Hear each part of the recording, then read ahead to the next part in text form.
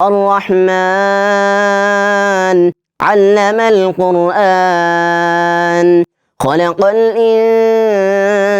علمه البيان الشمس والقمر بحسبان والنجم والشجر يسجدان والسماء رفعها ووضع الميزان ألا تطغوا في الميزان وأقيموا الوزن بالقسط ولا تخسروا الميزان والأرض وضعها للأنام فيها فاكهة والنخل ذات الأكمام والحب ذو العصف والريحان فبأي آلاء ربكما تكذبان خلق الإنسان من صلصال كالفخار وخلق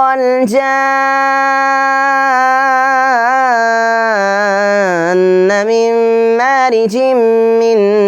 نار فبأي آلاء ربكما تكذبان رب المشرقين ورب المغربين فبأي آلاء ربكما تكذبان مرج البحرين يلتقيان بينهما برزخ لا يبغيان فبأي آلاء ربكما تكذبان يخرج منهما اللؤلؤ والمرجان فبأي آلاء ربكما تكذبان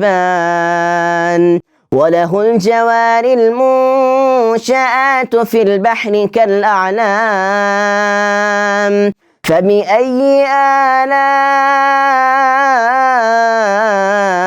ربكما تكذبان كل من عليها فان ويبقى وجه ربك ذو الجلال والإكرام فبأي آلاء ربكما تكذبان يسأله من في السماوات والأرض كل يوم هو في شأن فبأي آلاء ربكما تكذبان سنفرغ لكم أيها الثقلان فبأي آلاء ربكما تكذبان يا معشر الجن والإنس إن استطعتم أن تنفضوا من أقطار السماوات والأرض فانفضوا لا تنفضون إلا بسلطان